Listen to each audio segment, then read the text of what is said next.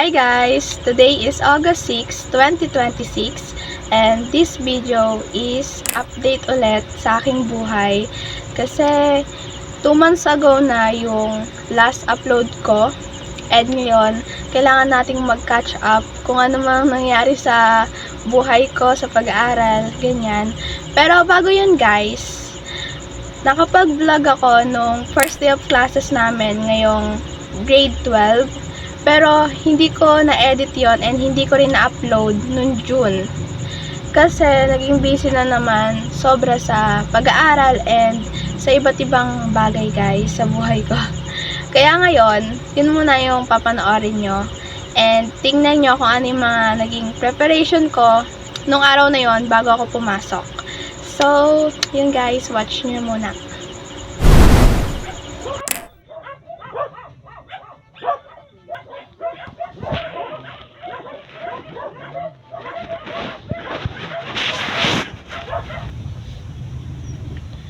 Hi guys, today is June 8, 2026 and it's currently 7:30 AM. Actually guys, dapat nasa school na ako ngayong 7 kasi kailangan yung SSLG para tulungan mag-assist yung mga teacher sa mga student na grade 11. Pero nagpaalam po muna ako na hindi po na makasama. Kasi, nagtrabaho pa lang po si tatay, so wala pa akong baon. Mamaya pa akong tanghali magkakabaon. May langaw dito guys. Anyway guys, so this video will be my first day of school, 2026. Samahan niyo ako sa kung ano man mangyari sa aking first day, kung ano yung mga paghahanda na gagawin natin. I'm graduating student na rin guys, grade 12, senior high school. Kahapon pala ang ginawa ko is naglinis ako ng aking kwarto, ng slide lang. Tapos inayos ko na rin yung school bag ko, pati yung mga gamit doon, and nilagyan ko na rin ng mga kung ano-anong sulat, yung clipboard yun nun. Tapos naglaba din ako ng uniform ko, departmental shirt, pati na rin yung sa journalism, and yung ibang mga kailangan kong labhan. Nga pala guys, nag-iisipan ko kung mag-uniform ako ngayon. Kasi nilaban ko rin yung pants ko. Kasi yung necktie ko guys, sira. Sira yung taas niya dito, tapos yung tali. Tapos mainit pag naka-stocking. Nag-iisipan ko kung mag-uniform ako. Pero sabi ng advisor namin, mag-uniform daw. Mukha akong sabog ngayon, guys.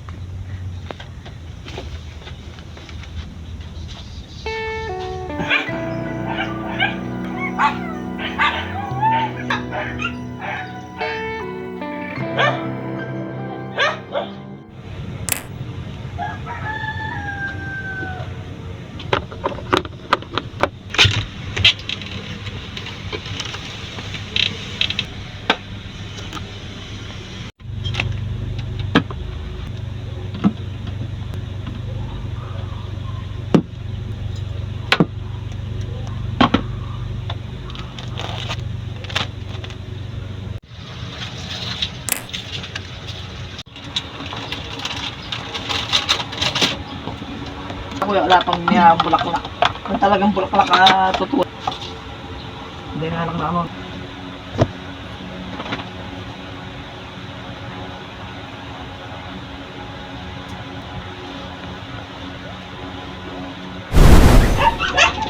Hi guys, it's currently 12:07 PM na.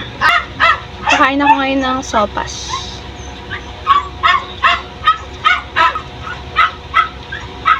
Kakatapos ko lang maligo and nakapag-cleanser na ako. Ngayon guys, magsa-sunscreen na lang ako tapos mag-gagayak. May opening program pa daw sana guys, hindi umulan. Mag-i-stocking muna ako guys. Kasi mag-uniform ako ngayon. Bukas na lang pala ako mag-civilian. white t-shirt.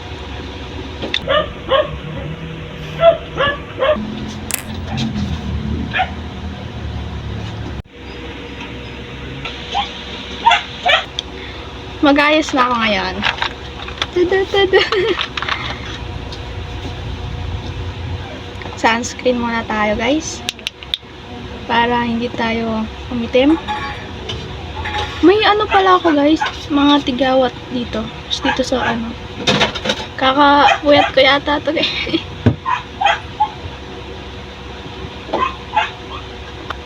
May times kasi na malaki talaga yung mga tigyawat ko. Tapos meron namang makinis yung mukha ko, ganun.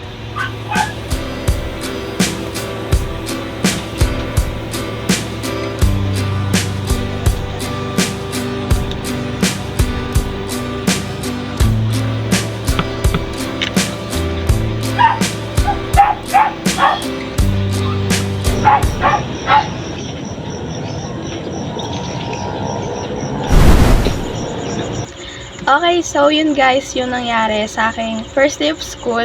Hindi ako nakapag-video nung nasa school na ako talaga. Kasi tuloy-tuloy na rin yung pagpasok and medyo nahihiya pa ako mag-vlog. Maghawak ng camera doon. Pero sisikapin ko sa mga susunod kong vlog na makapag-video rin kasama yung mga classmates ko. Pero kasi ngayon, sa oras ng klase guys, hindi pwedeng humawak ng phone. Kaya hindi rin ako makapag-video katulad nung dati. At syempre ngayon, sasabihin ko na guys yung dahilan and magkakwentuhan tayo. Magchichikahan tayo about sa nangyari sa buhay ko simula nung June at hanggang ngayong nag-August na. At syempre gumawa ako ng listahan dito guys kasi alam niyo naman na makakalimutin ako. Kaya pala ako nakaganitong suot kasi kakagaling ko lang sa pagsamba. And today pala guys, wala kaming pasok. Nung Monday hanggang Tuesday wala. Kasi di ba may bagyo and rainy season ngayon. May mga ibang part na binabaha ganon. Kaya wala kaming pasok. Tapos kahapon, Miyerkules, meron kaming pasok. Pero maulan din kahapon. Tapos ngayong araw, wala ulit kaming pasok.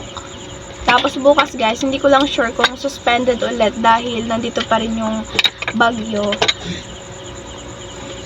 Kaya mag-iingat po tayong lahat. Update lang sa SSLG guys. Simula kasi nagkapasok or before yata magpasukan nun, gumagawa na kami ng PubMat. So isa na ako sa editor ng ganon. Pero ngayon naman, mga una lang na mga weeks yun. Ngayon, hindi na kasi meron na kaming nag-e-edit. Iba na yung mga naka-assign doon. Pero naging busy din ako guys kasi sa SSLG may mga meetings kami, ganon. Tapos, papasok maaga. Kaya, hindi rin ako nakakahawak ng camera noon. I mean, phone.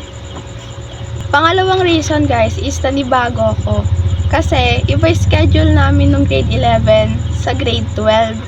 So, kasi nung nasanay ako pagka-uwian, pupunta muna kami sa park gano'n ng mga kaibigan ko, tapos magkukwentuhan, o kaya gagawa kami ng mga project, or magpipilm gano'n. Pero nung dumating guys yung June, yung unang ng pasukan, parang nanibago lang ako sa schedule. Pagka-uwian na, pagkatapos ng klase, uwi na agad. Magpapasundo na ganun. So, nanibago lang ako guys sa may routine na ganun. Pero ngayon naman ng August, tapos nung nag-July,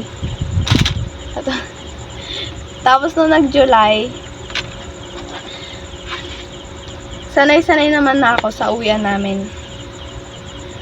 Meron na rin pala kami ngayon mga project ulit na film. So, kung gusto nyo guys panoorin yung ginawa naming spoken poetry na video, nandun yun sa may FB account ko. So, check nyo na lang. Nandun lang sa account ko yun. Medyo ginagabi kami dun guys kasi kailangan din yung ibang scene gabi, ganun. Tapos, naging busy.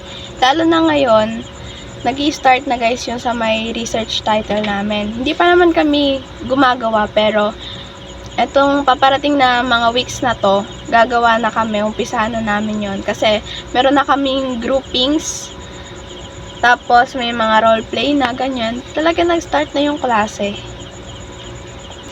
Tapos may time din na gumagawa kami sa bahay ng classmate namin ng mga project na flowers, gano'n. And natapos na rin pala yung nutrition month. Bali yung nutrition month namin, ang sinalihan ko dun guys, yung slogan, tapos food presentation, nagluto kami. Ang ginawa namin is yung vegetable lasagna, tapos yung puso ng saging, ginawa namin siyang chips. Napanood ko lang yun sa FB guys, tapos sinuggest ko, nagustuhan naman nila, kaya yung ginawa namin. So, dun sa nutrition month, first place kami. Ngayong August naman guys, parang buwan ng wika. Hindi ko alam kung tuloy pa rin ngayon yung sabayang pagbigkas. Pero last year kasi sumali kami doon. Mahirap-hirap din. Kasi boses yung kailangan doon. Actually guys, sa loob ng 2 months na yon, marami nang nangyari ganon. And dami na ring experience. Para lang sa akin guys, iba pala yung grade 12. Iba yung grade 11 sa grade 12. Kasi yung pag grade 12 na, talagang busy na eh. Lalo na nung July, talagang sobrang dami namin ginagawa guys. Natutulog na ako nun. Yung pinakamatagal kong nun, 2 AM, ganon. Kasi, yung mga roleplay, ganyan. Tapos, ang dami talaga guys. Kung gusto mo makapagpasa ng marami talaga, kung gusto makapagpasa ng complete, talagang mapupuyat kayo sa paggawa ng mga assignment talaga. Yung isa pang rason guys, kaya hindi ako masyado nakakapag-upload, kasi sa date, nag-alarm lang. About guys sa load sa pag-upload ko, kasi nag-load lang ako niloadan lang ako ni tatay ng 50 pesos.